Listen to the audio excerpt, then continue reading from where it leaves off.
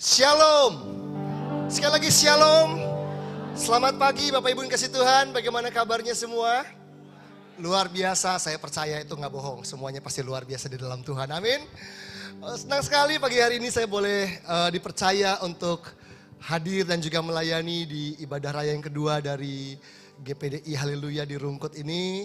Saya ucapkan terima kasih yang pertama kepada Ibu Gembala, Ibu Mika Mande dan juga Bapak Yosua, Ibu Karen selaku Wakil Gembala dan juga seluruh pemimpin yang ada di gereja ini. Salam kenal semuanya, Bapak Ibu yang kasih Tuhan, perkenalkan nama saya Ferry Felani. Biasanya generasi senior suka tanya gitu ya kalau habis pelayanan, ada hubungan apa dengan artis Herman Felani? Nah, ini artis lawas nih, generasi Z nggak tahu gitu ya, taunya Raffi Ahmad. Kalau tahu generasi lama suka tanya gitu, selesai khotbah, Pak Ferry, namanya Ferry Felani hubungannya apa dengan artis lawas namanya Herman Felani? Hubungannya baik-baik saja Bapak Ibu, alias nggak ada hubungan apa-apa. Gitu ya. Mohon setelah ibadah jangan ada gosip, tadi yang khotbah itu anaknya artis Herman Felani. Enggak Bapak Ibu ya, nggak ada hubungan begitu ya. Tapi namanya mirip sama begitu nama belakangnya. Saya sudah menikah, dikaruniakan seorang istri dan seorang anak laki-laki.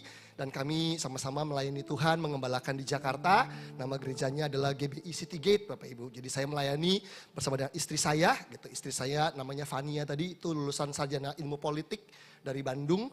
Cum laude, pinter, cantik, kayak artis Korea gitu Bapak Ibu ya. Jadi kalau ingin tahu istri saya, maaf saya nggak bisa bawa hari ini karena nanti sore kami ada ibadah Natal. Jadi setelah habis ibadah ini saya harus dilarikan ke airport, bukan dilarikan ke rumah sakit Bapak Ibu ya, di airport aja gitu, karena ada ibadah. Saya berharap kapan-kapan saya bisa kenalin istri saya Bapak Ibu ya, pokoknya orangnya seru lah begitu.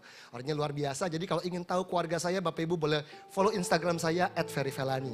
Lumayan lah nambah 200 lah gitu ya pagi hari ini ya followers saya gitu. Saya tahu kok bapak-bapak ibu-ibu di sini punya akun Instagram kan gitu. Bahkan ada bapak-bapak yang punya akun bodong gitu ya, akun palsu gitu ya buat debat gitu ya. Ya, tapi di sini nggak ada kok, di sini luar biasa semua. Puji Tuhan senang sekali gitu dan anak laki-laki saya namanya Adriel Jehu Felani. Kapan-kapan saya juga ingin kenalkan ke Bapak Ibu ya kalau bisa bawa kapan-kapan ke sini. Anak saya laki-laki ini satu-satunya Bapak Ibu ya, nunggu 4 tahun nih jawaban doa. Setelah menikah nunggu 4 tahun doa Tuhan kasih. Ada 2 yang spesial dari anak saya Adriel. Nanti kalau lihat di Instagram juga ada kok fotonya banyak saya posting di situ. Jadi Adriel ini yang pertama gantengnya kayak papanya gitu ya. Makasih Bapak ya. Dan yang kedua, Adriel ini ulang tahunnya sama-sama saya Bapak Ibu. Tanggalnya persis dengan saya. Katanya Pak Yosua juga sama ya katanya dengan anaknya ya gitu. Tanggalnya persis tanggal 7 Februari Bapak Ibu. Makasih Bapak ya. 7 Februari gitu. Tanggalnya barengan begitu. Dan itu yang spesial dari sedikit tentang keluarga kami. Tapi yang paling luar biasa adalah Bapak Ibu saya dipanggil Tuhan di usia muda. Jadi saya sudah ditabiskan mengembalakan tuh dari usia 23 tahun Bapak Ibu. Jadi tahun depan nih 2025 itu saya sudah 20 tahun melayani Tuhan, mengembalakan gitu. Sudah 20 tahun lamanya gitu. Tetapi yang spesial sepanjang 20 tahun pelayanan diundang khotbah ke berbagai gereja di luar kota gitu ya. Yang luar negeri ada beberapa tapi paling sering luar kota gitu ya. Baru di GPDI Haleluya ini yang waktu saya diundang ke Surabaya dijemputnya di Halim Bapak Ibu. Ini baru, ini doang 20 tahun nih. Biasanya kan dijemputnya di Bandara Juanda, ini enggak, di Bandara di Halim. Bayangkan ada Bapak Daniel Simanjuntak sudah hubungin saya dan dia sudah, Pak saya di ruang tunggu. Pak Daniel di ruang tunggu, airport saya di rumah Bapak Ibu. Karena rumah saya dekat Bandara Halim kan, tinggal 5 menit, jadi saya santai-santai begitu. Saya dijemputnya, ya kebetulan ada Pak Daniel ada tugas pekerjaan di Jakarta dan pulangnya bisa bareng pesawatnya. Pesawatnya sama. Satu pesawat tinggal nomor kursinya aja berbeda. Tapi kita ngobrol dan sampai Juanda dijemput lagi dengan Pak Fian. Jadi dijemput wakil ketua dan ketua panitia Natal kemarin ya family Haleluya Family kemarin hari Sabtu gitu. Dan saya pikir wah selama 20 tahun nih belum pernah kayak begini nih. Ada yang jemput di Jakarta sampai datang ke Jakarta nih baru kali ini nih. Makanya kedatangan saya hari ini sangat spesial gitu ya. Dan saya ingin ucapkan terima kasih buat semua rekan-rekan terutama yang kemarin kita sudah melayani bersama di ibadah Natal di Haleluya Family. Terima kasih buat sambutan yang hangat gitu ya. Sangat hangat dan sangat ramah. Sayangnya waktu saya nggak banyak jadi kita mungkin ngobrol-ngobrolnya nggak bisa banyak kali ini. Tapi izinkan saya berbagi sebuah pesan Tuhan Bapak Ibu buat kita semua pagi hari ini. Semua siap? Sebetulnya saya mau khotbah sesuatu, saya sudah siap-siap dari Jakarta ingin mengkhotbahkan sebuah pesan yang saya udah pikir-pikir, ini nih kayaknya seru nih untuk menutup tahun. Tapi waktu saya tadi ikut ibadah, menikmati ibadah bersama di sini dan mendengar pujian penyembahan yang dibawakan oleh tim dan juga tadi Bapak Yosua, dan saya lihat pemilihan lagunya, saya tiba-tiba gitu ngerasa bahwa saya perlu mengubah pesan apa yang saya ingin bagikan pada pagi hari ini. Nah kan ini gereja Pentakosta Bapak Ibu ya, biasanya sangat fleksibel dengan tuntunan daripada Roh Kudus, dan saya berharap, saya berdoa supaya ini pesan yang tepat buat kita semua untuk menutup tahun 2024. Saya ajak kita untuk membuka Alkitab kita, mari sama-sama buka Alkitab kita dari Yeremia pasal 29 ayatnya yang ke-11. Yeremia 29 ayatnya yang ke-11 Bapak Ibu. Yeremia 29 ayatnya yang ke-11. Ini ayat sederhana. Saya yakin semua kita sudah pernah dengar, tahu, bahkan mungkin hafal. Mungkin ada kaos retret yang tulisannya ayat ini, mungkin ada pajangan rohani itu di kamar kita, di kantor kita yang tulisannya ayat ini. Tapi izinkan saya menjelaskan ayat ini sekali lagi di ibadah hari ini. Dan saya percaya Roh Kudus akan memberikan kita insight pemahaman yang lebih lagi, karena saya yakin firman Allah itu begitu kaya Bapak Ibu. Firman yang sama kalau kita renungkan, baca lagi, Roh Kudus bisa berikan pencerahan kepada kita untuk kita bisa memahami isi hati dan rencananya lebih dan lebih lagi. Yeremia 29 ayat yang 11, saya ajak kita untuk membacanya bersama-sama. Boleh ya? Satu ayat ini ya. 1, 2, 3. Sebab aku ini mengetahui rancangan-rancangan apa yang ada padaku mengenai kamu. Demikianlah firman Tuhan, yaitu rancangan damai sejahtera dan bukan rancangan kecelakaan, untuk memberikan kepadamu hari depan yang penuh harapan. Bapak Ibu kasih Tuhan, firman Tuhan mengatakan bahwa Tuhan itu memiliki rancangan buat dalam hidup kita. Dan rancangannya adalah rancangan damai sejahtera, bukan rancangan kecelakaan, untuk memberikan kita, anak-anaknya, umatnya, itu hari depan atau masa depan yang penuh harapan. Bolehkah saya bertanya, siapakah di antara jemaat Tuhan yang hadir pada pagi hari ini yang yakin, yang percaya bahwa ayat ini, bahwa firman ini, itu adalah janji Tuhan untuk kita semua? Angkat tangan yang percaya. Angkat tangan. Percaya Bapak Ibu? Amin. Amin. Saya juga percaya Bapak Ibu. Saya juga percaya ini adalah janji Allah buat saya dan juga buat Bapak Ibu semua. Bahwa Tuhan rindu memberikan kita masa depan yang penuh harapan. Bicara soal masa depan, itu bukan hanya untuk anak muda Bapak Ibu. Kadang-kadang bicara soal masa depan tuh anak muda yang dibilang, kamu belajar yang rajin ya. Pacaran yang benar ya, kerja yang benar ya, karena masa depanmu masih panjang. Begitu. Saya percaya semua orang perlu punya masa depan. Semua orang itu punya masa depan. Walaupun ada yang baik, ada yang buruk. Bapak Ibu kasih Tuhan, 1 jam ke depan itu masa depan kita loh. 1 jam dari sekarang ini itu masa depan kita. 5 jam dari sekarang itu masa depan kita. Hari esok nih, besok nih, 1 hari setelah hari ini itu masa depan kita. Tahun depan, 5 tahun lagi itu masa depan. Saya percaya bahkan Bapak Ibu yang sudah senior usianya sudah usia emas. Saya percaya Anda juga punya masa depan dan Tuhan menghendaki kita punya masa depan yang penuh harapan. Katakan amin Bapak Ibu. Nah, masalahnya begini. Kalau kita bicara soal janji Tuhan, Allah kita adalah Allah perjanjian. Allah kita adalah Allah yang memberikan banyak janji di dalam firman-Nya. Bahkan Alkitab kita itu dikenal sebagai perjanjian lama dan perjanjian baru. Karena di dalamnya terdapat banyak janji Tuhan. Termasuk ayat tadi, Yeremia 29 ayat 11. Tapi sadar gak Bapak Ibu? Bahwa Allah kita, dengar baik-baik. Bahwa Allah kita bukan sekedar ingin memberikan kita janji. Tapi dia juga rindu membawa hidup kita berjalan dalam penggenapan janji Tuhan. Katakan amin Bapak Ibu. Jangan puas hanya terima janji. Jadilah umat Tuhan yang juga mengalami penggenapan janji Bapak Ibu. Karena orang kalau hanya terima janji, gak terima penggenapan, itu sia-sia Bapak Ibu. Sia-sia. Kalau saya bilang sama istri saya, sayang tahun depan 2025 yuk kita liburan ke Amsterdam yuk. Belanda yuk, ke Belanda misalnya begitu ya. Ini saya masih 2024 akhir nih. Berarti janji kan? Belum kan? Nanti yuk kita anniversary 14 Mei yuk. Kita pergi ke Belanda yuk, ke Amsterdam yuk, jalan-jalan yuk. Itu baru janji Bapak Ibu. Begitu saya beli tiket pesawatnya, saya booking hotelnya, saya bayar lunas, saya tunjukin istri saya nih bukti pembayaran tiket pesawat dan juga hotelnya. Itu pun masih janji. Waktu kami sudah pegang paspor, visa, ada di airport, nunggu masuk pesawat, itu juga masih janji. Sampai kami mendarat di bandara yang ada di Belanda, di Amsterdam. Begitu mendarat, itu bukan lagi janji Bapak Ibu, itu penggenapan janji. Tuhan punya begitu banyak janji di dalam hidup buat hidup kita Bapak Ibu. Tapi dia juga rindu dan dia juga mampu untuk membawa hidup kita mengalami penggenapan janji-janjinya. Ada janji kesembuhan, ada janji pemulihan, ada janji penyertaan Tuhan, ada janji pemulihan keluarga, ada janji untuk Allah memelihara keluarga kita dan sebagainya. Ada janji untuk kita mengalami kebangkitan dari keterpurukan. Saya percaya Allah rindu untuk kita mengalami penggenapan janjinya. Amin Bapak Ibu.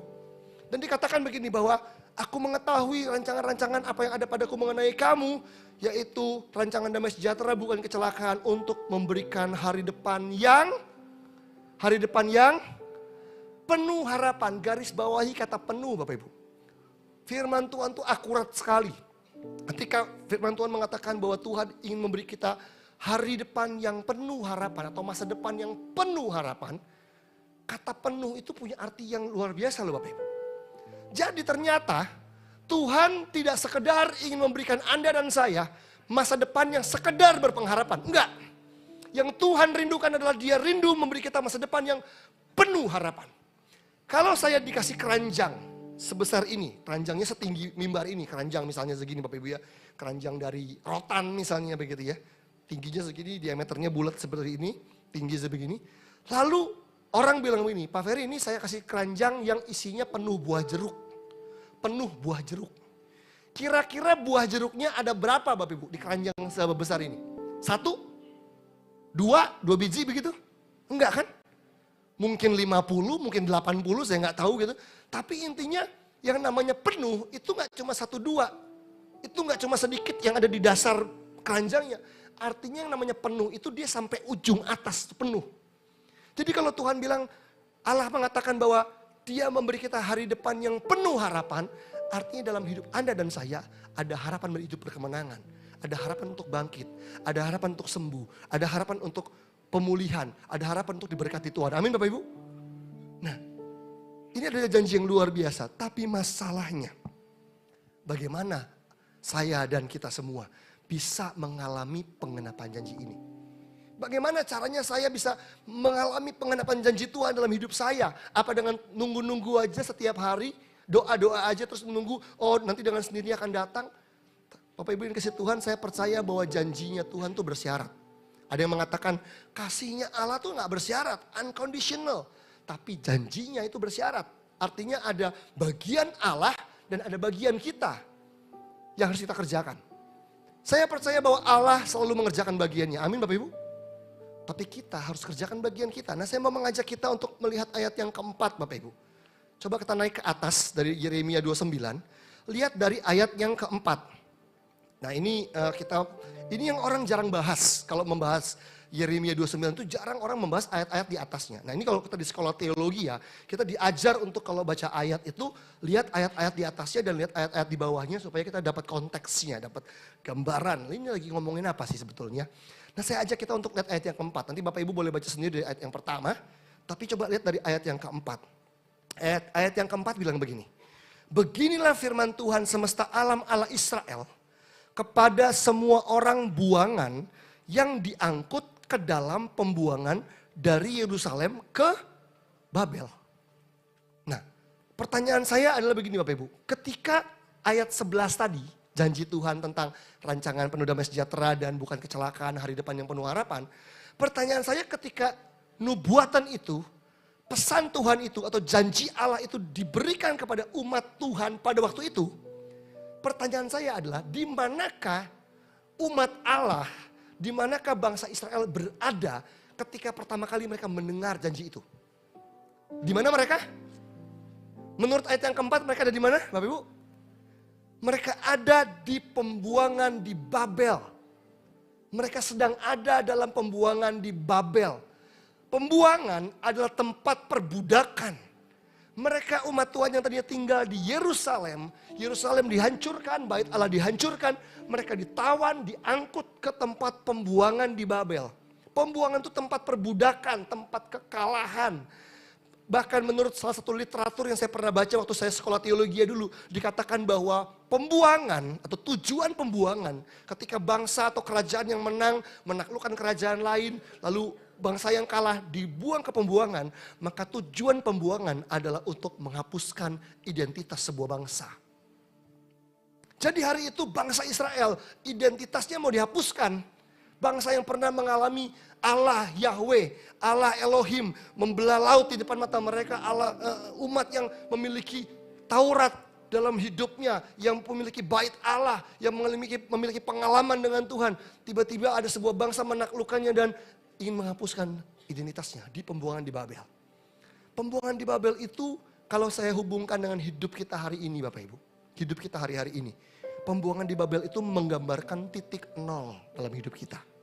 Titik nol, titik terendah dalam hidup Anda dan saya. Jadi pembuangan di Babel itu menggambarkan itu. Jadi kalau tahun ini Anda sedang mengalami keadaan yang bilang, bisnis saya nggak kayak dulu Pak Pendeta. Berat, bahkan tahun ini saya mengalami kebangkrutan. Pernikahan saya nggak seperti dulu. Tahun ini karena sakit penyakit, masalah finansial. Pernikahan saya di ujung tanduk dan saya sudah di ujung perceraian. Kehidupan saya, kesehatan saya, pelayanan saya dan semua hal lainnya. Semua nggak baik, semua jalan buntu, semua tertutup. Masalah berlarut-larut, saya seperti depresi dan sepertinya berkali-kali mau bunuh diri, mau mati dan sebagainya. Bapak Ibu mungkin Anda sedang ada di pembuangan di Babel. Anda sedang berada dalam titik nol, titik terendah dalam hidup Anda. Tapi ternyata yang luar biasa adalah justru di titik paling rendah dalam hidup umat Tuhan, umat Allah waktu itu.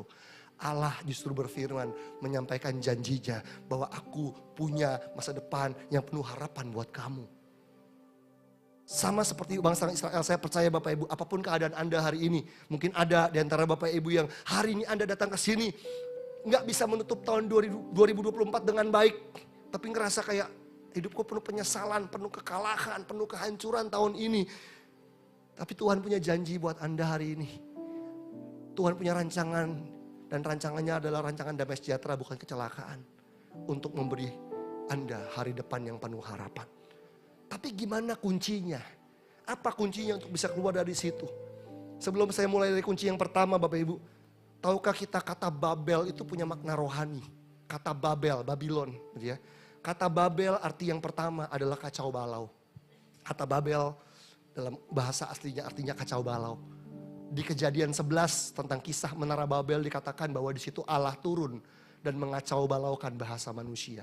Dari kata Babel, Babylon muncul kata kacau balau. Titik nol, titik terendah dalam hidup Anda. Keuangan Anda kacau balau, kesehatan Anda kacau balau, pernikahan Anda kacau balau, anak-anak Anda kacau balau. Itu titik nol dalam hidup kita semua. Atau arti lain dari kata Babel atau Babylon adalah confusion, confuse, kebingungan, buntu. Saking buntunya sampai bingung solusinya apa, jalan keluarnya apa. Tapi di tengah-tengah keadaan titik terendah dalam hidup Anda, Allah punya rencana yang besar dalam hidup Anda. Dia punya masa depan yang penuh harapan. Dan hari ini izinkan saya membagikan 3 kunci yang Tuhan mau Anda lakukan. Ini adalah bagian kita Bapak Ibu. Tuhan kerjakan bagiannya, kita kerjakan bagian kita. Dan 3 kunci ini ada di ayat berikutnya. Dari ayat yang ke-5 sampai ayat yang ke-10. Ada 3 kunci yang saya ingin Bapak Ibu tangkap pagi hari ini. Hidupi dan saya percaya Allah akan mengerjakan mujizat dalam hidup Anda. Kunci yang pertama. Bapak Ibu boleh catat, boleh ingat baik-baik. Kunci yang pertama itu ada di ayat yang ke-5 dan ayat yang ke-6. Coba kita baca. Ayat 5 dan ayat yang ke-6. Firman Tuhan bilang begini. Dirikanlah rumah untuk kamu diami. Buatlah kebun untuk kamu nikmati hasilnya. Ambillah istri untuk memperanakan anak laki-laki dan perempuan. Ambilkanlah istri bagi anakmu laki-laki dan carikanlah suami bagi anakmu perempuan. Supaya mereka melahirkan anak laki-laki dan perempuan agar di sana kamu bertambah banyak dan jangan berkurang. Agar di sana kamu bertambah banyak dan jangan berkurang. Perhatikan Bapak Ibu, agar di sana, di mana itu? Agar di sana, di mana itu? Di pembuangan di Babel. Agar di sana, di titik terendah dalam hidupmu, di titik nol dalam hidupmu, kamu justru bertambah banyak dan jangan berkurang. Ini adalah pesan Tuhan yang luar biasa buat umat Tuhan yang sedang ada dalam titik nol dan titik terendah dalam kehidupannya. Bapak Ibu dikasih Tuhan ketika ada di pembuangan, umat Tuhan itu menggantungkan kecapi, kata Alkitab. Ada bagian lain di Alkitab mengatakan mereka menggantungkan kecapi. Pujian penyembahan pada Tuhan berhenti karena mereka begitu tawar hati dengan kondisi mereka berada dalam titik nol. Tapi di tengah-tengah keterpurukan, di tengah-tengah depresi, di tengah-tengah frustasinya bangsa Israel ada di pembuangan. Tuhan justru bilang apa? Dirikan rumah untuk kamu diami, buatlah kebun, menikahlah, carikan jodoh buat anak-anakmu. Bangunlah sesuatu supaya di tempat itu, di tempat yang salah, di tempat yang kamu gak suka, justru kamu jadi maksimal. Kunci yang pertama Bapak Ibu, untuk kita bisa menggenapi janji Tuhan punya masa depan yang penuh harapan. Kunci yang pertama adalah begini, di tengah-tengah titik nol Anda, di tengah-tengah titik terendah Anda, tetap lakukan yang terbaik. Just do your best. Tetap lakukan yang terbaik. Ketika orang Kristen mengalami titik nol di hidupnya, ketika orang Kristen mengalami masalah, seringkali kita jadi tawar hati dan kecewa, Bapak Ibu. Ada banyak orang Kristen kecewa sama perusahaannya, kecewa sama gerejanya, kecewa sama keluarganya, dengan pernikahannya, dengan pasangannya. Dan karena kecewa, akhirnya dia berhenti memberi yang terbaik. Coba catat baik-baik, ingat baik-baik Bapak Ibu.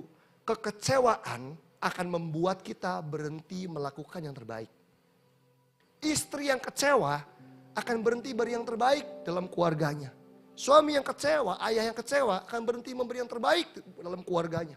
Karyawan yang kecewa akan berhenti memberi yang terbaik buat perusahaannya. Termasuk jemaat dan pengerja yang kecewa di gereja.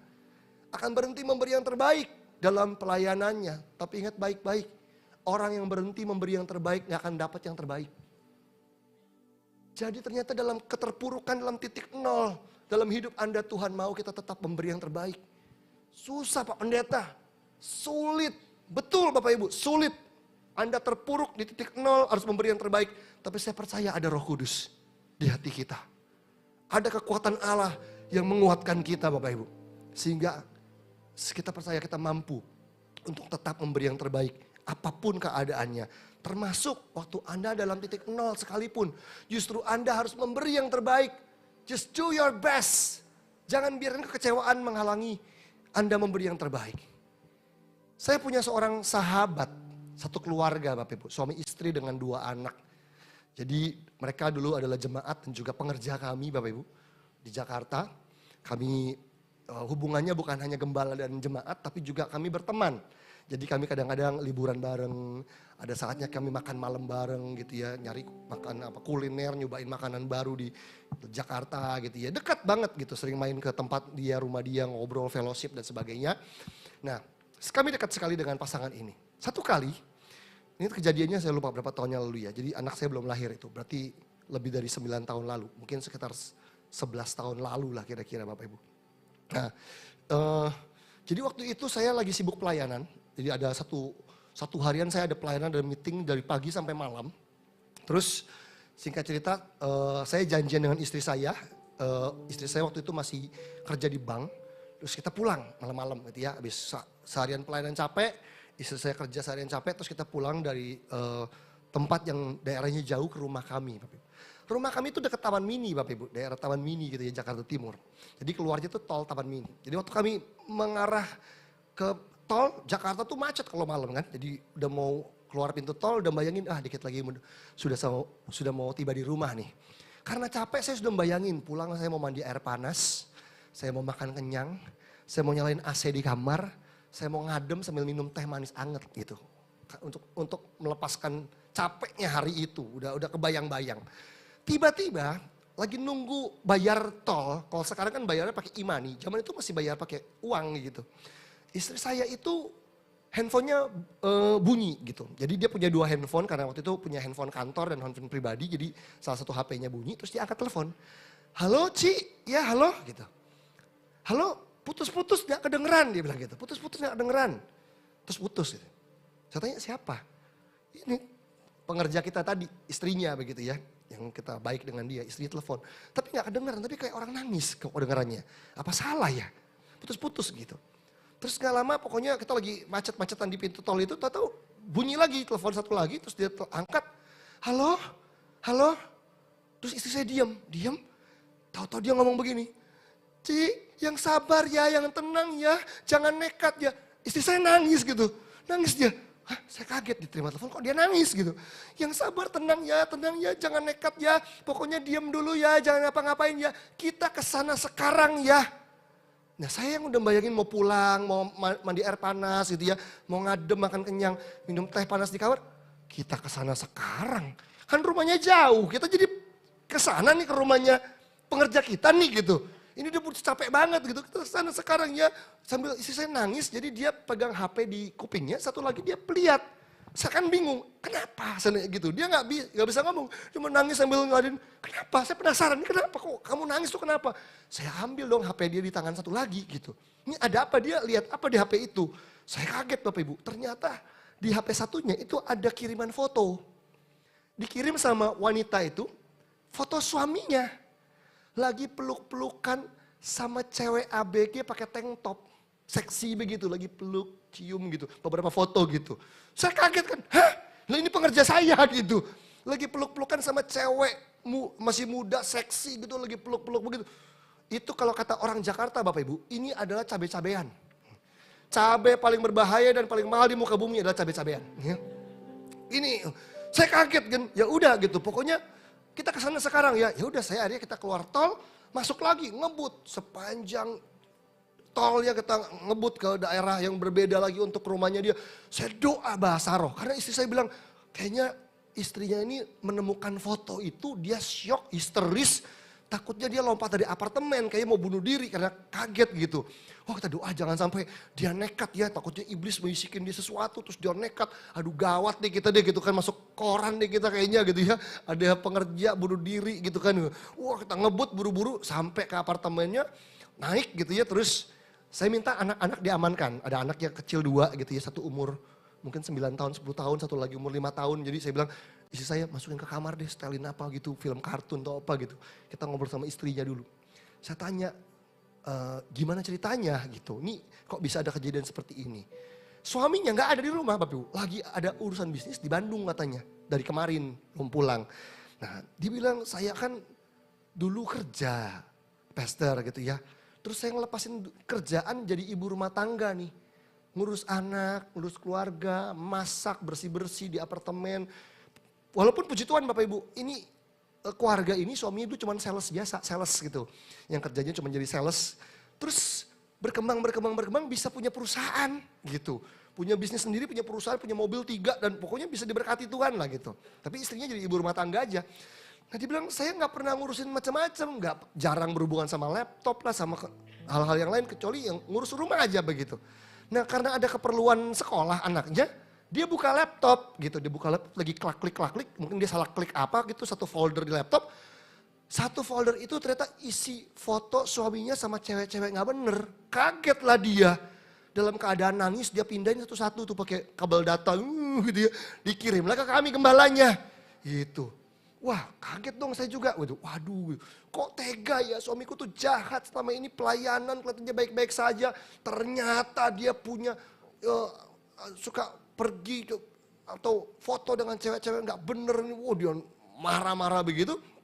Waduh pokoknya terluka. Tiba-tiba kita dengar bunyi pintu kletek gitu. Nengok suaminya pulang. Loh kok pulang hari ini kita gak siap juga nih. Pokoknya hari itu kita banyak gak siapnya Bapak Ibu. Tapi harus siap kan gitu. Ya kita cuma bilang Tuhan aku gak siap tapi engkau selalu siap Tuhan. Ya udah pokoknya deh gitu. Udah kan ini sahabatan juga nih pengerja tapi sahabat saya. Dia masuk. Dia kaget dong lihat kita gembalanya ada di rumah. Gak ngomong dulu tahu-tahu ada di situ.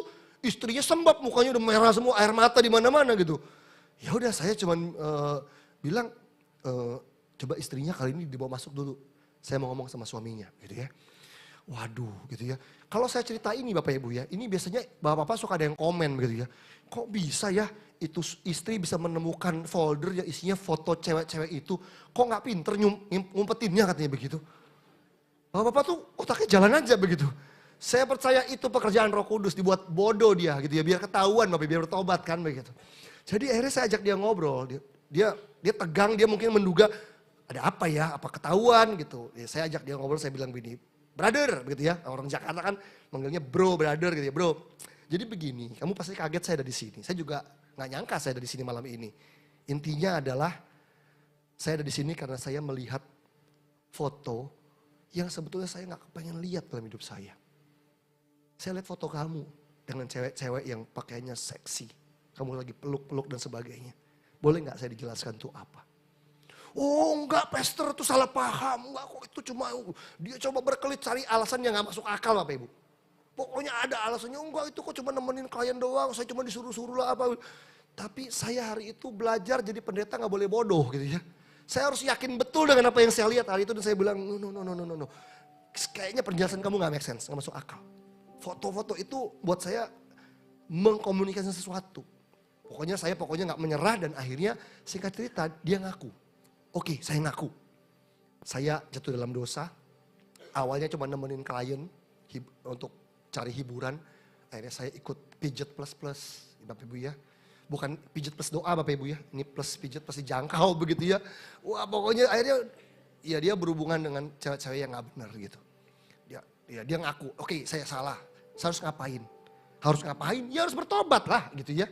Harus bertobat dan minta ampun sama istrimu. Itu istrimu udah mau bunuh diri tadi, udah mau lompat dari apartemen. Kita buru-buru ke sini gitu kan. Yuk saya ajak ke kamar gitu ya, ke kamarnya dia. Saya bilang sama istrinya, saya berdoa supaya ada pemulihan di antara kalian. Saya sedih, saya terluka juga sebagai gembala karena juga sahabat kalian. Saya rindu ada pemulihan supaya iblis gak ambil alih keluarga kalian. Saya kepinginnya Tuhan yang ambil alih. Boleh gak yang bikin dosa bertobat, yang terluka ngampunin. Ya, tugas masing-masing. Suaminya berlutut bilang, sayang aku minta maaf. Bapak Ibu nih suaminya biasanya dominan. Agak-agak otoriter begitu ya. Kali itu dia, ya, sayang aku minta maaf. Udah malu kan ketangkap bahasa sama gembala nih gitu ya. Istrinya yang orang Jawa yang kalem, dapat angin Bapak Ibu. Mumpung lagi salah deh suaminya, dicubit, dicakar, tega. Tunggu. Jangan sampai ada pertumpahan darah di rumah ini. Gitu ya. Stop dulu. Gak boleh jangan cakar-cakaran begitu ya. Udah, kamu minta ampun dengan tulus, kamu mengampuni dengan tulus, mau. Saya doakan, saya bilang ya semoga pokoknya kalian setelah ini dipulihkan sama Tuhan. Tolong bertobat, tinggalkan cewek yang gak benar itu dan sebagai istri juga mengampuni. Udah, saya pulang ke rumah, istirahat. Dan kita berdoa, beriman ada pemulihan Bapak Ibu. Ternyata bagaimana setelah itu? Ternyata Bapak Ibu, yang namanya pemulihan itu tidak semudah itu Ferguson katanya. Waktu anak muda gitu, gak semudah itu Ferguson gitu ya. Ternyata istri yang tersakiti jadi detektif Bapak Ibu. Jangan main-main tuh istri kalau terluka. Katanya begini, pria itu nalurinya adalah giver, seorang pemberi. Oh kalau gitu wanita itu receiver ya Bapak Ibu, penerima. Bukan receiver tapi conceiver. Conceiver tuh bukan cuma diterima, tapi diterima terus dikandung sampai gede terus dibalikin sama bunga-bunganya. Itu wanita tuh. Jadi wanita tuh kalau happy sama suaminya dikasih bunga, diajak liburan. Oh dia terima terus dia kandung sampai gede dibalikin sama bunga-bunganya tambah sayang. Tapi kalau terluka jangan main-main. Itu juga sama terluka dia kandung sampai gede dibalikin sama bunga-bunganya gitu. Jadi ini istri yang terluka jadi detektif. Tiap hari dia ngecekin suaminya pulang itu baju diendus semua lehernya, ketiaknya semua dicek nih bau apa nih gitu. Dia periksa semua kantong, celana, dompet, tas, suaminya lagi mandi dia geledahin. Suaminya naik ke atas tadi baru pulang nih naik mobil, naik motor dan naik ke apartemen. Si istrinya turun itu digeledah motor lah, mobil, kolong-kolongnya, kacis parkir semua dicocokin semua sampah-sampah digeledah kayak detektif. Makin gak tenang hidupnya. Makin dia geledah, ketemu bukti Bapak Ibu. Kalau suaminya belum tobat, dia menemukan ada bukti kwitansi. Kwitansi celana wanita dan jam tangan wanita. Ada kwitansinya, nggak ada barangnya. Padahal ini istri satu-satunya wanita di rumah itu semua anak laki-laki semua kan begitu. Wah dia foto ke kita gembalanya dia kirim. Begitu HP bunyi ting, apalagi Tuhan Yesus. Kita lemes, kita deg-degan.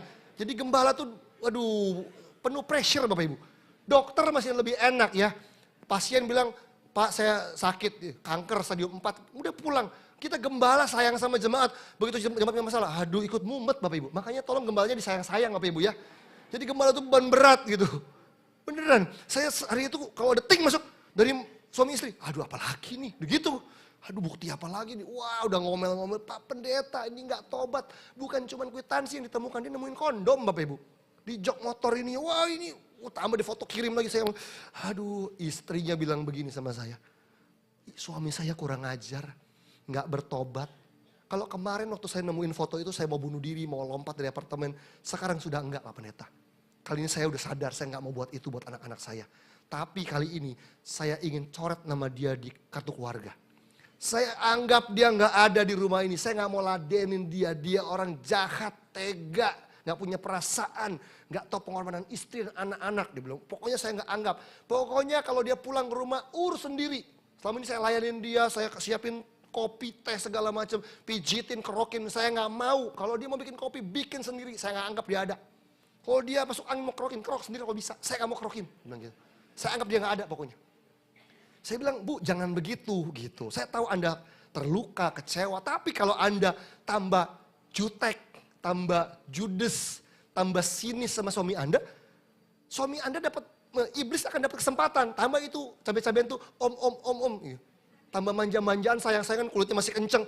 Anda kalah gitu ya. Udah tambah tua, tambah bodinya kayak Doraemon. Segala ini kalah sama yang ini. Terus tambah judes lagi. Nggak dandan lagi. Tiap hari di rumah pakai roll rambutnya kayak Medusa begitu. Bajunya daster perang yang udah bolong makan longgar-longgar lehernya. Itu yang cabai-cabainya pakai tank top seksi gitu. Gimana dong? Saya bilang just do your best. Even suamimu belum bertobat, kamu beri yang terbaik supaya Allah bisa bekerja melalui kasihmu, melalui kamu ciptakan kenyamanan di rumah supaya dia buka hati buat Tuhan, supaya tobat. Kalau kamu tambah bikin dia kesel, ya udah dia kesono terus, deketin cewek itu terus gitu. Kita jadi hilang kesempatan untuk nolong dia. Saya bilangin nggak mau, suaminya kan bohong lah, cari alasan lah. Ya udah sampai pokoknya satu kali istrinya terus jadi detektif dan akhirnya menemukan bukti lain Bapak Ibu. Menemukan bahwa suaminya itu beliin mobil dan apartemen buat satu cewek simpanan itu. Dibeliin apartemen dan dibeliin mobil. Itu bukti di foto lagi kirim ke gembala, ting. Apalagi ini gitu kan. Wow udah marah-marah maki-maki. Dia bilang ini suami kurang ajar. Saya jadi istri aja gak pernah dibeliin mobil. Dia bisa beliin mobil tuh buat cewek ABG yang gak pernah berjuang sama dia di titik nol. Wow ngamuk Bapak Ibu. Saya coba tenangin dia. Nah hari Minggu ibadah kan. Hari Minggu ibadah, khotbah, doa berkat. Selesai saya lagi turun lagi duduk begitu ya baru selesai ibadah. Itu ibu datang, istrinya datang. Dia bilang gini, Pastor Ferry saya minta maaf. Sepanjang ibadah saya gak konsentrasi. Nyanyi, nyembah saya gak konsen. Dengar khotbah juga gak masuk. Saya cuma kepikiran satu hal pagi hari ini di gereja. Apa Bu? Saya kepengen bunuh suami saya. Saya kaget dengar pulang ibadah ada satu ibu jujur banget ngomong. Saya pengen bunuh suami saya. Saking keselnya sama dia gitu kan. Saya akhirnya komen begini. Jangan Bu, saya belum siap ibadah penghiburan. Saya bilang gitu aja. Saking bingungnya saya ngejawab dia. Aduh gimana lagi gitu kan. Saya coba tenangin dia, saya bilang coba tenang dulu. Coba lihat situasinya, coba lihat tangkap isi hati Tuhan buat pernikahan kalian. Yuk beri yang terbaik, just do your best. Nggak bisa Pak Pendeta, nggak bisa Pastor, ini nggak make sense, nggak masuk akal. Orang ini jahat, kurang ajar. Kalau kemarin saya udah nggak anggap dia nih. Saya udah nggak mau bikinin kopi, nggak mau kerokin dia. Kali ini beda. Kalau sekarang dia minta bikinin kopi, saya mau bikinin kopi. Tapi kopi campur sianida. Lagi tren zaman itu tuh Bapak Ibu. Kopi sianida lagi keren banget. Jadi saya kasih kopi campur sianida. Kalau dia minta kerokin, oke lah saya kerokin. Tapi pakai tutup botol teh botol tuh. Tutup botol Coca-Cola yang gerigi tuh. Biar berapa gram copot dagingnya kalau bisa. Biarin, saya mau gitu. Saking bencinya dia. Akhirnya saya coba yakinkan dia setengah jam ngobrol gitu ya. Yuk berjuang yuk buat pernikahan yuk. Berdiri yuk, ini Tuhan yang mau loh. Sampai waktu saya ngobrol begitu, akhirnya hatinya lembut. Sampai istrinya bilang gini, ya udah deh, saya coba ya Pak Pastor ya. Saya coba ya untuk beri yang terbaik ya. Iya, dandan yang cantik. Karena istri tambah kurus kan gara-gara stres, lama-lama langsing Bapak Ibu. Makanya ibu kalau mau turun berat badan mungkin, jangan. Suami jangan, nggak usah. Pak, nggak usah Pak, nggak usah pakai alasan. Supaya kamu tambah kurus, akan selingkuh. Nggak usah, jangan. Itu ide yang buruk. Walaupun isi jadi langsing gitu gara-gara stres gitu ya. Tadinya gemuk jadi langsing gitu, stres. Cuman jangan karena peot gitu, stresnya stres gak sehat. Bukan karena olahraga dan diet, tapi karena gak bisa tidur gitu. Jadi akhirnya saya bilang, yuk dandan yang baik. Maksudnya just do your best di rumah dan sebagainya. Akhirnya selama 1 tahunan kira-kira dia berjuang. Dia berjuang walaupun up and down ya. Kadang-kadang dia kejengkel lagi, terus dia sadar lagi, beri yang terbaik. Kita nunggu sama-sama. Suaminya kalau minggu ke gereja, tapi tetap sama simpanannya jalan terus. Nah sampai satu kali di awal tahun, itu bulan-bulan Januari begitu. Nah saya lagi sibuk pelayanan, sampai satu kali saya capek, saya bilang gini, saya pengen 1 day off deh. Saya cari 1 hari yang saya kepengen libur, gak ngapa-ngapain, gak pelayanan, gak ketemu orang, saya mau tidur istirahat pokoknya. Saya blok 1 hari gitu ya. Nah saya lagi blok 1 hari, tiba-tiba suaminya telepon saya pagi-pagi. Pastor Ferry hari ini sibuk gak? Waduh. Dia salah nanya hari nih. pengen tidur saya. Masa ia bilang jujur banget, ya saya mau tidur gitu seharian gak mau ketemu orang. Ya namanya pendeta mengabdi kan gitu. Emangnya ada apa, saya nanya gitu dulu kan. Saya kepengen ketemu, pengen ngobrol. Begitu dia bilang dia mau ngobrol, hati saya luluh Bapak Ibu, nggak jadi liburan deh, nggak jadi tidur deh.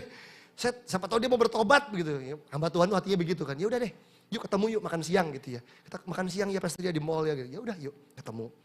Datanglah saya ke satu mall, sebuah tempat makan restoran, datang dia duluan datang. Pria yang otoriter gitu ya. Waktu ketemu saya datang lemes, pucet, lesu, nunduk gitu loyo. Saya datang, kamu kenapa? Saya bilang gitu. Terus dia nangis bilang gini, Tuhan tuh sayang banget ya sama saya. Saya gak ngerti deh. Tuhan tuh sayang banget ya. Saya udah lari dari Tuhan tuh udah jauh banget Pastor. Pastor tahulah sebetulnya kan. Diam-diam tahu kan pasti kan saya tuh kenapa gitu. Ya tahulah gitu kan. Istimewa lapor terus setiap hari gitu kan. Tapi Tuhan tuh sayang banget saya. Sampai saya ngerasa Tuhan tuh uber saya habis-habisan sampai titiknya semalam. Dia bilang gitu. Semalam pokoknya ada satu titik yang membuat dia sadar. Dia capek dengan semua dosa yang dia jalani. Tiba-tiba aja. Dan dia bilang saya kayaknya mau balik sama Tuhan. Saya mau udahin semua hubungan dengan cewek yang gak bener itu. Saya mau balik sama Tuhan. Terus dia nangis. Dia nangis gitu ya. Terus dia cerita selama 2 jam dia cerita. Selama berapa tahun ini, 2 tahun lebih, 2,5 tahun ini dia ngapain aja Bapak. Dia cerita sambil nangis. Dia cerita, dia nangis, dia cerita, dia nangis. Saya cuma bisa rangkul dia aja. Oke, it's okay. Itu ya kalau ada orang lihat nih, apa 2 cowok peluk-pelukan, 1 nangis, 1 peluk. Bisa dapat dipikir skandal. Tapi saya lihat ada pertobatan, saya cuma bisa rangkul dia. It's okay. Terus dia tanya, saya harus ngapain? Saya harus buat apa? Saya bilang langkahmu tuh untuk terbuka udah bener. Tinggal kamu seriusin, kamu sungguh-sungguh dengan tegas sama dirimu, bertobat sungguh-sungguh. Dan kalau selama 2,5 tahun kemarin, keluargamu lihat kamu dipakai setan. Kali ini sampai kamu mati, buat keluargamu lihat kamu dipakai Tuhan. Mau gak? Mau. Oke. Datang sama istrimu minta maaf. Datang sama anak-anakmu minta maaf. Tunjukin kamu bertobat, tunjukin kamu berbuah. Kamu cut semua hubungan sama cewek itu. Semua benda-benda, barang-barang yang relate sama dia. Buang semuanya. Tunjukin kamu bertobat. Putusin hubungan, delete nomor HP-nya dan sebagainya. Udah, jangan ada memori lagi. Oke Pastor, saya mau. Udah. Besok paginya Bapak Ibu, istrinya telepon saya. Dia bilang, Shalom Pastor Ferry gitu. Ganggu gak? Oh enggak, kenapa?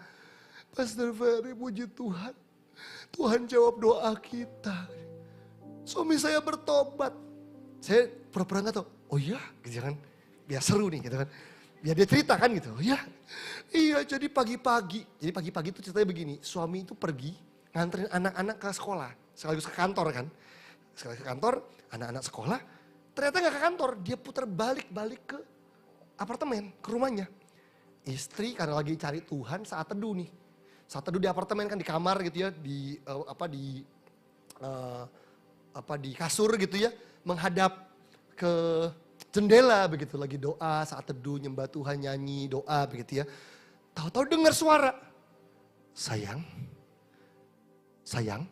lagi nyembah, hah? Suara Tuhan? Oh bukan, dia kan ada suaminya di pintu, loh kok gak ngantor katanya gitu. Suaminya di depan pintu Bapak Ibu, berlutut dengan lututnya, dia jalan pakai dengkul, serot-serot gitu ya, ke arah istrinya. Itu kayak film silat Bapak ya. Ini mesti pakai lutut. Itu kalau saya pecahin beling dulu, pecah-pecahin botol gitu ya, biar ada luka-luka gitu, biar seru. Itu saya kalau jahat gitu ya. Dia jalan gitu pakai lututnya, dia sujud cium kaki istrinya, nangis histeris. Dia minta ampun, saya udah jahatin kamu, saya udah ngelukain kamu, saya suami gak bener. Istrinya kok nangis kan, kok bisa begini gitu. Dia peluk suaminya, pokoknya bertobat, intinya terjadi rekonsiliasi. Istrinya bilang, puji Tuhan Pastor, Tuhan pulihkan, Tuhan jawab doa kita. Puji Tuhan, saya bilang gitu. Puji Tuhan karena ibu mau memberi yang terbaik, Allah bekerja akhirnya melembutkan hatinya suaminya kan. Iya puji Tuhan gitu, puji Tuhan. Tapi Pak Pendeta gitu ya, tapi Pastor kok ada tapinya. Gimana kalau tobatnya cuma 3 bulan doang gitu. Gimana kalau tobatnya cuma 6 bulan doang? Ya karena itu jangan berhenti memberi yang terbaik Bu. Kalau udah tobat juga suaminya tetap dilanjutin. Jangan karena suaminya udah tobat, saya gak kasih yang terbaik lagi. Ya jangan, tetap dandan, tetap wangi, tetap layani dengan baik, dengan ramah supaya terus dipulihkan pernikahannya. Bapak Ibu, saya menyaksikan dengan mata kepala saya sendiri. Bagaimana kalau kita memberi yang terbaik, Allah bekerja memulihkan keluarga kita dan pernikahan kita Bapak Ibu. Amin. Di tengah titik nol dalam hidup Anda, just do your best. Ini baru kunci yang pertama loh Bapak Ibu. Yang kedua di ayat yang ke-8 dan ayat yang ke-9 dengan cepat saja. Ayat 8-9. Dengan cepat. Ayat 8 dan 9 begini. Sungguh beginilah firman Tuhan, semesta alam, Allah Israel. Janganlah kamu diperdayakan oleh nabi-nabimu yang ada di tengah-tengahmu dan oleh juru-juru tenungmu. Dan janganlah kamu dengarkan mimpi-mimpi yang mereka mimpikan. Sebab mereka bernubuat palsu kepadamu demi namaku. Aku tidak mengutus mereka, demikianlah firman Tuhan. Ternyata zaman itu ketika bangsa Israel ada di titik nol di pembuangan di Babel. Itu muncul nabi-nabi palsu. Muncul petenung-petenung, orang-orang yang juru-juru tenung, juru-juru mimpi yang menyampaikan nubuat palsu Bapak Ibu. Nah, ini artinya apa? Poin apa yang kita bisa pelajari di sini? Ini kunci yang kedua Bapak Ibu, kunci yang kedua.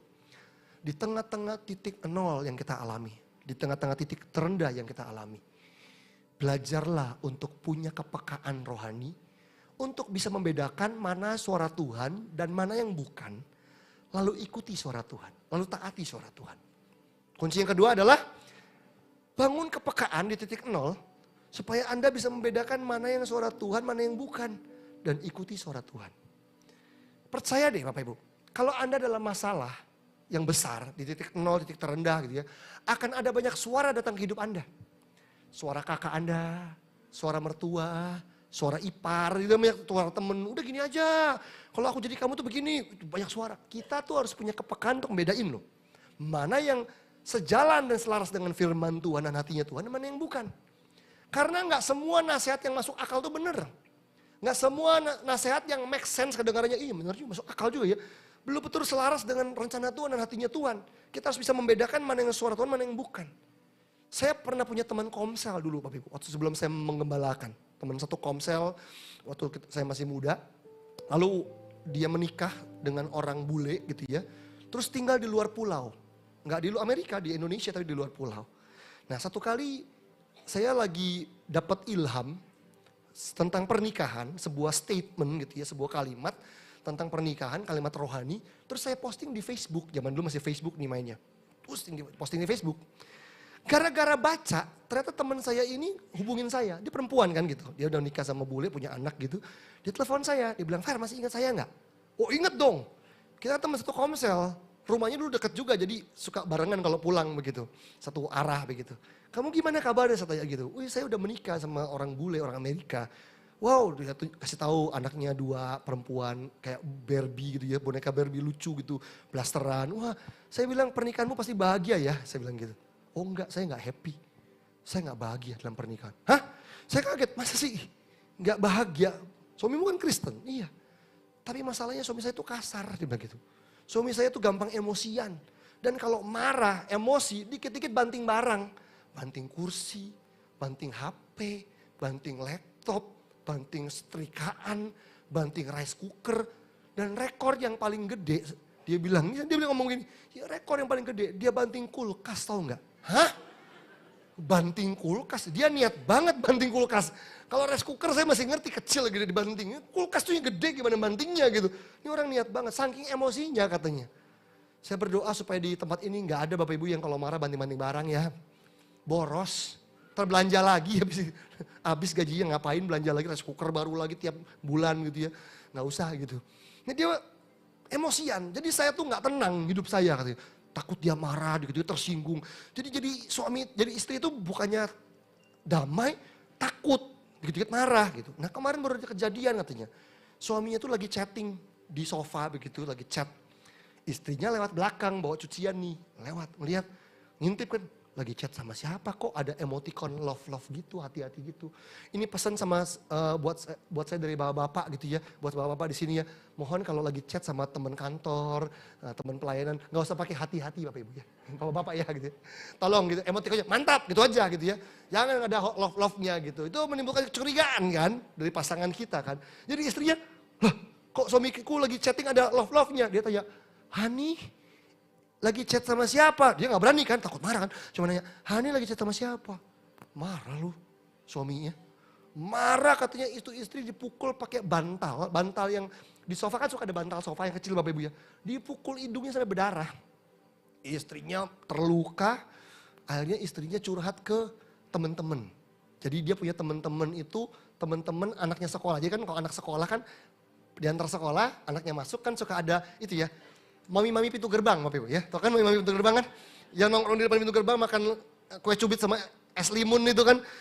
Itu kan mami-mami pintu gerbang. Dia cerita di situ sama teman-teman mami-mami pintu gerbang. Saya ngalamin begini, itu mami-mami ya, mungkin gak kenal Tuhan sebagian. Mereka bilang gini, sepakat jawabnya begini. Mereka bilang gini, kamu masih muda. Kalau kita jadi kamu nih, kalau gue jadi elu nih, gue tinggalin suami kayak begitu. Masih muda kawin lagi aja.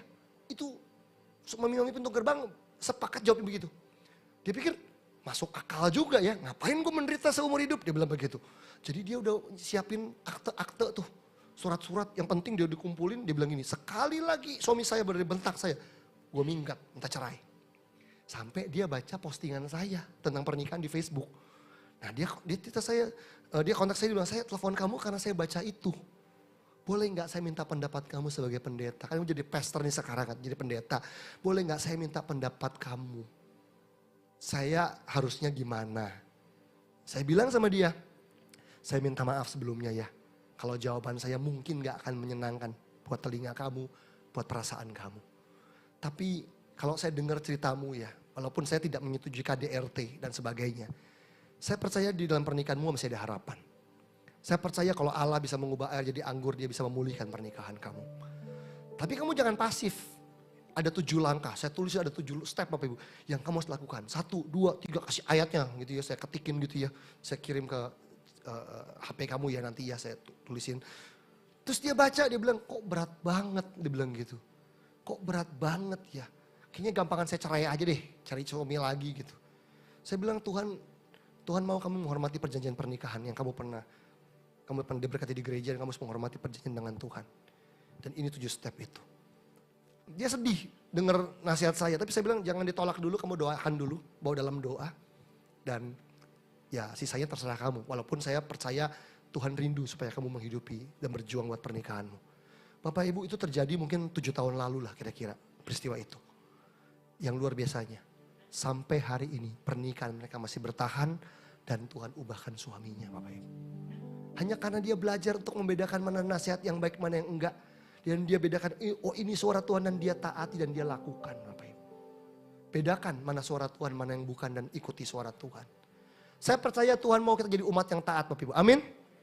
Nah bicara soal taat nih, ngomongin taat nih. Orang Kristen tuh ketaatannya ada 3 Bapak Ibu. Jadi kalau disuruh taat tuh ada 3 ketaatan. Yang pertama, yang namanya taat itu taat sekarang Bapak Ibu. Kalau dengar firman Tuhan taatnya kapan? Sekarang. Katakan sama-sama taat sekarang. Saya ajarin gayanya Bapak Ibu ya, taat sekarang gini nih. Taat sekarang, ayo coba semua gini. Taat sekarang. Itu taat yang pertama. Yang kedua selain taat sekarang, taat semua. Katakan sama-sama taat semua. Jadi kalau dengar firman Tuhan, taatnya sekarang dan semua. Artinya semua bagian Alkitab kita mau taatin. Jangan bilang gini, kalau saya memberi buat pekerjaan Tuhan saya mau. Ngampunin dia, gak mau. Ya jangan, semua firman ditaati, jadi jangan pilih-pilih. Jadi taat sekarang, taat semua. Taat semua tuh gini, muter. Taat semua ya. Dan yang ketiga Bapak Ibu, adalah taat selalu. Katakan sama-sama taat selalu. Artinya sekarang taat, bulan depan taat, tahun depan taat, 5 tahun lagi taat, sampai kita berpulang di rumah Bapak kita taat. Taat itu selalu, taat selalu tuh gini kayaknya. Nah, taat selalu. Taat sekarang, taat semua, taat selalu. Ini kayak sekolah minggu Bapak Ibu. Jadi biar ingat. Boleh gak sama-sama diulang ya? Oke, seluruh jemaat GPD Haleluya. Taat sekarang. Gimana kayaknya? Taat semua. Taat selalu. Sekali lagi, taat sekarang. Taat semua, taat selalu. Oke, saya gak kasih contoh, sekarang sendiri semuanya. 1, 2, 3, taat sekarang, taat semua, taat selalu. Nanti pulang dari sini tanya, khotbahnya apa? Udah tahu. Siap, mantap gitu ya. Ringkas gitu ya.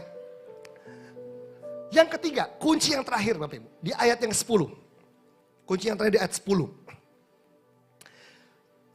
Ini kunci yang ketiga. Sebab beginilah firman Tuhan, apabila telah genap 70 tahun bagi Babel. 70 tahun.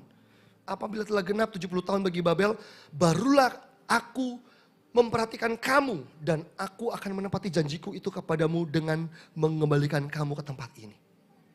Kalau kita baca ini kita bingung. Kita bilang Tuhan kok nunggu 70 tahun lama banget. Lama banget. Maksudnya apa Bapak Ibu? Kalau tadi kita belajar 2 kunci yang pertama, di tengah titik nol kita harus melakukan yang terbaik. Yang kedua di tengah titik nol kita harus bisa punya kepekaan membedakan mana suara Tuhan dan mana bukan dan taati suara Tuhan. Kunci yang ketiga adalah selesaikan prosesnya Tuhan dengan benar Bapak Ibu. Jadilah orang Kristen yang menyelesaikan prosesnya Tuhan dengan benar. 70 tahun itu ngomongin proses loh. Bicara soal proses. Bapak Ibu kasih Tuhan, dalam hidup ini kita tuh perlu proses. Dan saya percaya bahwa Allah kita adalah Allah yang cinta proses. Amin. Allah kita adalah cinta proses loh. Kenapa proses itu penting? Karena begini, di balik proses ada kualitas. Di mana ada proses, di situ ada kualitas. Kalau prosesnya benar, kualitasnya itu pasti terjamin. Ibu-ibu di sini masak bikin kue. Coba deh, di oven kuenya, gitu ya, di oven kuenya. Harusnya 15 menit. Anda karena nggak sabar, cuman dipanggang 5 menit. Prosesnya nggak tuntas tuh. Kira-kira gimana kuenya? Ya makan tepung, kan begitu kan? Ya nggak enak. Karena di mana ada proses, di situ ada kualitas. Kalau prosesnya benar, kualitasnya benar. Nah, saya percaya Bapak Ibu kasih Tuhan, Allah rindu memproses kita loh. Melalui titik nol, titik terendah, masalah sakit penyakit, masalah keuangan. Gesekan Allah rindu untuk memproses kita. Kalau kita nyanyi buat Tuhan ya, kita suka nyanyi lagu. Jadikan aku indah yang kau pandang mulia. Oh, lagunya bagus ya.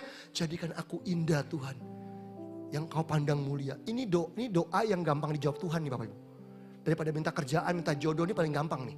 Tuhan, proses aku, bentuk aku, jadikan aku serupa dengan Engkau, jadikan aku indah. Maka Tuhan dengan senang hati akan mengirimkan orang-orang yang punya karunia khusus yang ada di Alkitab Bapak Ibu. Yaitu karunia amplas. Pernah tahu amplas? Amplas itu tuh satu benda yang untuk menghaluskan kayu. Kalau kita mau dijadikan indah, akan muncul orang-orang datang ke hidup kita, ipar kita, keluarga kita, menantu kita. Jadi kayak amplas yang aduh Tuhan sakit. Tapi itu loh cara Tuhan jadikan kita indah Bapak Ibu. Ku mau sepertimu Yesus, disempurnakan selalu. Amplas pada bertebangan datang, ayo, gitu ya. Kita kayak lihat tawon Bapak Ibu ya, pahit, gitu, takut kita gitu kan. Tapi itu caranya Tuhan. Makanya hari ini kalau Anda ada dalam titik nol, yuk jangan menyerah sama prosesnya Tuhan, Bapak Ibu. Tuhan itu kalau membentuk kita, memproses kita, Dia tahu apa yang Dia incar di hati kita. Mungkin buat sebagian orang Tuhan incar kesabaran. Mungkin buat sebagian orang Tuhan incar kesombongannya nih, supaya rendah hati nih. Mungkin buat sebagian orang lagi Tuhan incar pelitnya nih, biar murah hati. Tuhan tuh tahu, kita gak bisa kabur. Saya punya satu teman dulu waktu saya masih muda gitu ya. Dia baru dapat kerja. Diterima kerja. Habis kerja 3 bulan dia gak betah, dia resign. Dia keluar dari kerjaannya baru 3 bulan. Saya tanya, kenapa kamu keluar? Emangnya kerjaannya gak enak? Kerjaannya sih enak. Tapi temen di sebelah meja gue ngeselin. Dia bilang gitu. Gak tahan gue punya temen semeja kayak dia. Dia resign 3 bulan kerja. Dia pindah ke kerjaan yang baru karena anaknya pinter. 3 bulan kemudian dia kerja, dia resign lagi. Saya bilang lah, kamu kemarin kerja 3 bulan resign, ini resign lagi gimana ceritanya? Kenapa emangnya?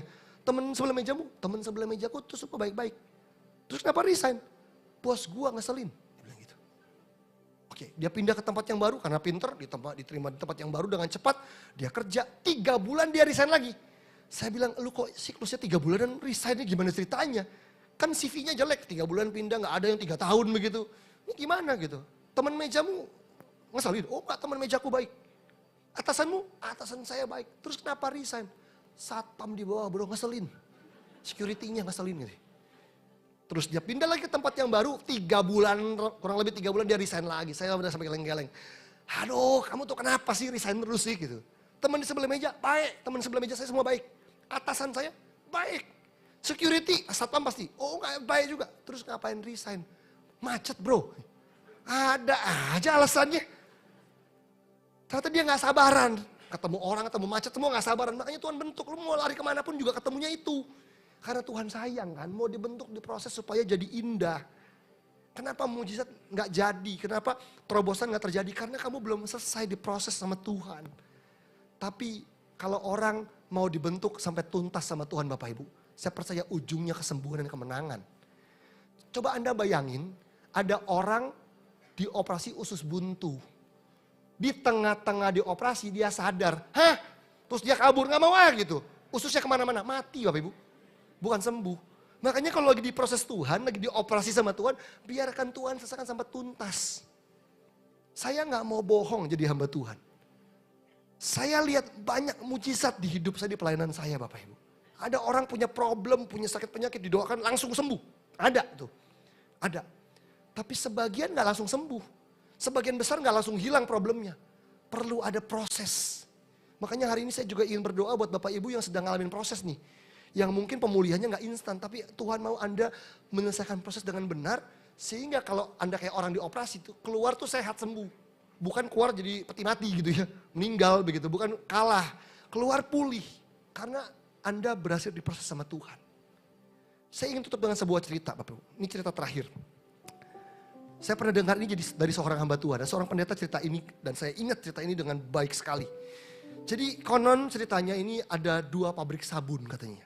Ini sabun bukan sabun cair, sekarang Bapak Ibu ya ini zaman sabun batangan. Kalau Bapak Ibu tahu Asepso gitu ya, yang batangan, sabun batangan terus ada kotaknya gitu ya. Habis ada kotaknya terus taruh di dus gede gitu ya. Kira-kira ini zaman itulah begitu. Jadi sabun-sabun diolah dari cair, kimia jadi sabun kotak. Masuk lagi kotak yang kecil, terus dia masuk lagi ke kotak yang besar. Ternyata di pasaran, di toko-toko, di warung-warung suka banyak komplain ceritanya nih. Komplain kenapa? Suka ada kotak-kotak sabun yang ada kotaknya nggak ada sabunnya gitu. Kotak kosong kan zong kan katanya gitu kan, karena prank nih katanya nih. Jadi komplain, gimana sih pabriknya? Nah pabriknya harus memperhatikan quality control kan, harus memperhatikan kualitas produksinya nih gitu. Jadi 2 pabrik ini berembuk nih, saling berembuk lah timnya, tim produksinya. Pabrik yang pertama mikir gini, kita harus beli alat yang bagus untuk mendeteksi supaya jangan sampai ada kotak sabun yang kosong. Kira-kira mereka membeli alat kayak di airport Bapak Ibu, yang buat nge-scan tas gitu ya, koper gitu ya. Itu mungkin alatnya ya ratusan juta lah katakan gitu ya, ada komputernya, ada sensornya gitu ya. Jadi semua sabun lewat situ, bisa langsung kelihatan di monitor. Ih ada sabunnya, ada kosong, tangkap, kosong. Pakai monitor, itu alat ratusan juta dibuat, dipasang di instalasi, canggih banget. Itu semua sabun lewat tuh ketahuan, ratusan juta. Nah pabrik satu lagi, dia punya manajer produksi tuh pinter, kreatif gitu. Ngapain beli alat mahal-mahal, beli aja kipas angin nih, yang berdiri, yang standing begitu, yang berdiri berapa ratus ribu gitu ya. Zaman dulu masih lebih murah Bapak Ibu, zaman dulu 200 ribu dapat bahkan ya. Setel aja kenceng, tombolnya nih, tok, gitu. Logikanya sederhana, kalau kotak sabunnya ada sabunnya kan berat. Ketiup angin juga dia gak gerak gitu, lewat aja begitu. Tapi kalau kotak sabunnya itu kosong, gak ada isinya kan dia enteng. Jadi kalau kena angin kenceng gitu, begitu lewat di depannya, awalnya kan kayaknya aman ya, bilang, pasti mental dia bilang gitu. Dicoba, bener. Yang satu habis ratusan juta, yang satu habis cuma beberapa ratus ribu. Nah dari sini saya belajar Bapak Ibu.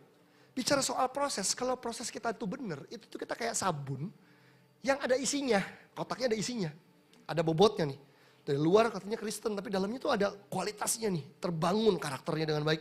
Begitu ada tantangan, masalah, nggak mempan, tetap jalan sampai ujung, sampai rencana Tuhan menggenapi. Tapi kan ada orang Kristen yang penampilannya mirip kan. Keren lah, kalau ketemu haleluya, shalom, maranatha, anaconda, iguana, semua kalimat rohani-rohani kan begitu kan. Udah, pokoknya, tapi kosong nih, karena nggak mau diproses. Dikit ngambek, dikit pindah konsep, pindah gereja, pokoknya nggak pernah tuntas nih prosesnya. Kelihatannya keren, ngomong rohani mah jago lah, ngomong khotbah jago. Begitu ada problem dikit, langsung kelempar keluar dari rencana Tuhan. Karena nggak ada bobotnya. Itu sebabnya kenapa Allah kita cinta proses, karena di balik proses ada kualitas Bapak Ibu. Masalah ada, itu untuk nunjukin kualitas dalam kita. Maukah kita jadi orang Kristen yang menyelesaikan proses dengan benar? Karena nih di ujungnya rel sabun ini, kotak sabun ini, di ujungnya tuh ada rencana Tuhan yang mau tergenapi Bapak Ibu.